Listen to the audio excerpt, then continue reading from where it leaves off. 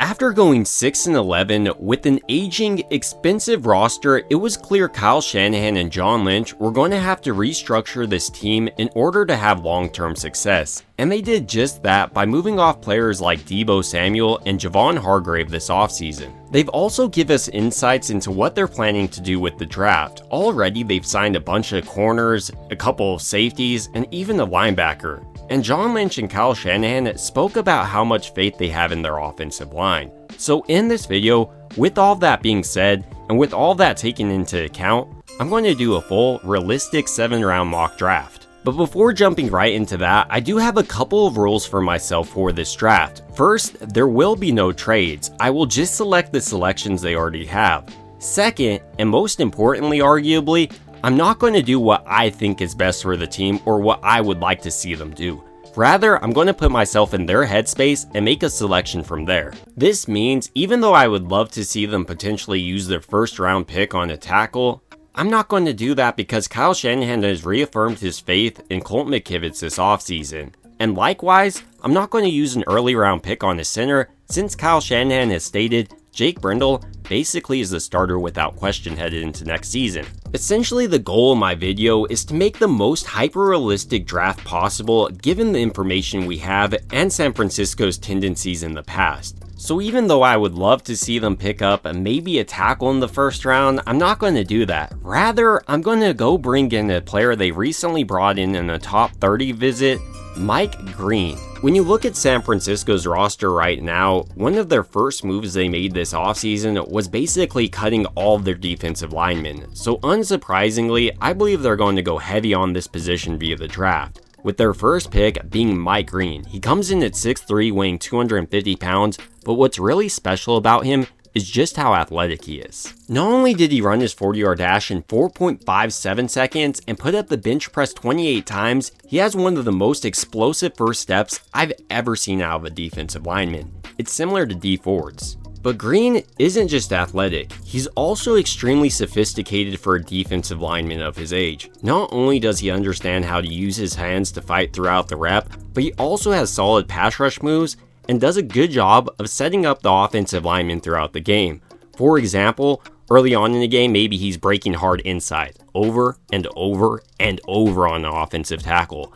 At the last moment in the game, he's going to pull out a spin move and get the sack in the most critical time. This sophistication in his pass rush moves mixed with his athleticism is a big reason he led the entire nation with 17 sacks last year. And when you're really looking into his pass rush moves, he has a plethora to offer. He can use a spin move, leap and chop, swim, speed to power moves. He can even use a hump move.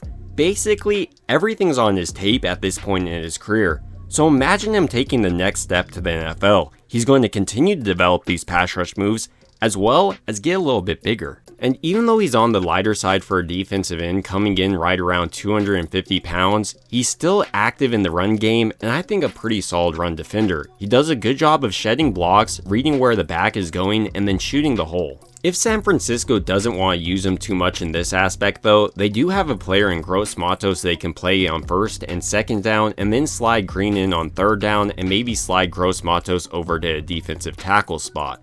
Overall though, I think if they do pick up Green, he'll have no problem on the football field. Off the football field though, San Francisco needs to vet Mike Green. He's had 2 sexual assault cases that were both dropped during his lifetime, one in high school and one during his career at Virginia, and he was even dismissed from the team. But if John Lynch and Kyle Shanahan do get their closure on this top 30 visit about those cases, I believe Mike Green will be their 11th overall pick. So moving on to pick number 43, with this pick, I'm selecting Donovan Jackson to be their future left guard. Jackson, coming out of Ohio State, comes in at 6'4", weighing 315 pounds, and his movement is exactly what Kyle Shanahan is looking for his outside zone scheme. He can pull and get up to the second level, as well as being a pretty proficient pass blocker. Probably my favorite part about Jackson though is how he's consistently been elite. Coming out of high school, he was the #1 rated guard prospect across the entire nation, and then immediately as a freshman he came in and played in 13 games. The following year he took over as a starting left guard, and ever since then he's appeared to be one of the better guards across college football, even being ranked the #2 guard by NFL.com this year. So if San Francisco is able to pick him up in the second round, not only have they found a replacement for Aaron Banks, but potentially an upgrade. Back to the draft board, with the 75th overall pick, I'm picking up Demetrius Knight, the linebacker out of South Carolina. The former high school quarterback makes perfect sense to replace Dre Greenlaw, who San Francisco and more importantly, Robert Saleh wanted to retain this offseason. He comes in at 6'2", weighing 235 pounds, and he has the sideline-to-sideline speed San Francisco loves. He ran his 40-yard dash in 4.58 seconds and his 10-yard split in 1.58 seconds. And when you watch his game film, there's not much to dislike. When you watch him in zone coverage, for instance, he does an excellent job of reading the quarterback's eyes and then jumping routes, maybe because he was a quarterback in the past, and he also does a good job in the running game. He's able to identify running lanes and then shoot them hard, and when engaged with an offensive lineman, he's able to shed their blocks pretty easily. He is a little bit older, coming in at 25, but I believe he could be a viable option to start opposite Fred Warner, at least compete with a player like D. Winters. Now with the 100th overall pick, we're picking up Savion Williams to replace Deebo Samuel. He comes in at 6'4", weighing 222 pounds, and he ran his 40-yard dash in 4.48 seconds and his 10-yard split in 1.52 seconds. And while he was listed as a wide receiver, he should really have been listed as a wide back because he really did it all, lined up at wide receiver, lined up in the backfield, and even threw touchdown passes. At times, he does have somewhat questionable ball skills, but I believe Kyle Shanahan is probably the best coach for him to actually develop into his true potential. You see what Kyle Shanahan could do with a player like Deebo? Well, this is basically Deebo 2.0. Now with the 115th pick, I'm deciding to re-solidify San Francisco's interior of their defensive line, picking up Jamare Caldwell, someone San Francisco recently met with. The 6'2", 332-pound defensive lineman makes perfect sense for San Francisco's defensive line to help stop the running game. Last year, their defense routinely allowed the offensive linemen to get to the second level, but with Caldwell, you get a player who's really unselfish, eats up blocks, and then even does a good job of reading and reacting in the running game. And even though he didn't have any sacks last year, in 2023, he had 6.5. So for a mid-round pickup, San Francisco should be able to get a defensive tackle who's solid against the run and potentially push for a starting job this year. Back to the board, with pick 138, I'm attempting to replace a player in Charvarius Ward by selecting Denzel Burke out of Ohio State. He comes in at 5'11", weighing 186 pounds, and ran his 40-yard dash in 4.48 seconds and his 10-yard split in 1.5 seconds. Like Renardo Green, he's a pretty good press man corner, and he's also extremely aggressive in the running game. He should also offer some special team flexibility, which is something San Francisco obviously has been trying to reinvest in this offseason. Now with pick 147, San Francisco gets a big-bodied back in Damien Martinez to replace Jordan Mason. Martinez comes in at 6 foot, weighing 217 pounds, and at the combine, he ran his 40-yard dash in 4.51 seconds. What I really like about him is when the defender initially makes contact with him, he always is falling forward for additional yardage. And over the course of his 3-year collegiate career, he was highly productive, averaging 6.2 yards a carry. Another thing I really like about his game is how he's able to read the offensive line and then shoot it. He's not just running into the back of his offensive lineman, but he has pretty great vision. Now with pick 160, Robert Saleh gets a Jimmy Ward-esque player in Billy Bowman.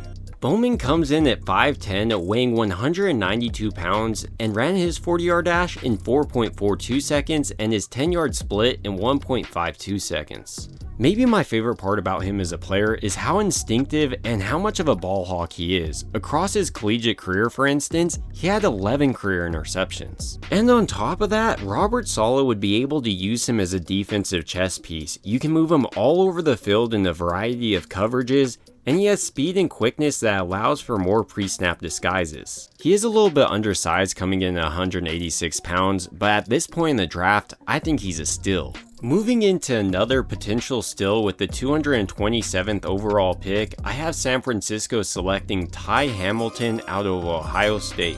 Hamilton comes in at 6'3", weighing 299 pounds, and while he's not the biggest defensive tackle, he makes up for it with his athleticism. He's extremely twitchy in a similar way of DJ Jones maybe, and he does a great job of finding his way into the backfield. I would say at this point in his career, he is a better run stuffer than a pass rusher, but with the tutelage of Chris Kasarik, he should be able to develop in that aspect given his athleticism. With the second to last pick, I have San Francisco selecting Gadsden II out of Syracuse. He comes in at 6'5", weighing 243 pounds, and he's a true receiving threat at the tight end position. Last year for Syracuse, for instance, he set a school record for a tight end with 73 receptions and 934 yards and 7 touchdowns. He does need to continue to refine as a blocking tight end, but San Francisco does have Farrell on their roster for those type of roles. And with their last pick of the 2025 NFL Draft, I have San Francisco selecting Johnny Walker Jr., the 6'3", 255-pound defensive end. Like San Francisco's first pick in Mike Green, he has an extremely explosive first step, and last year he had 9.5 sacks. He's not a perfect player though, as he needs to improve his pass rush moves as well as keeping his hands active throughout the play. But in San Francisco's system, I could see him developing behind the scenes, working on his pass rush moves as well as just being mixed in as a rotational edge piece, and he could initially have success there. Overall, this is just my take on San Francisco's mock draft, and when the draft does come, I'm going to be making a video about each one of the players going through their entire career up to this point, and how they'll fit onto San Francisco's roster moving forward. So if you're interested in those type of videos, make sure to subscribe, and it would also mean a ton to me if you could like this video. And as always, I hope you guys have a great rest of your day.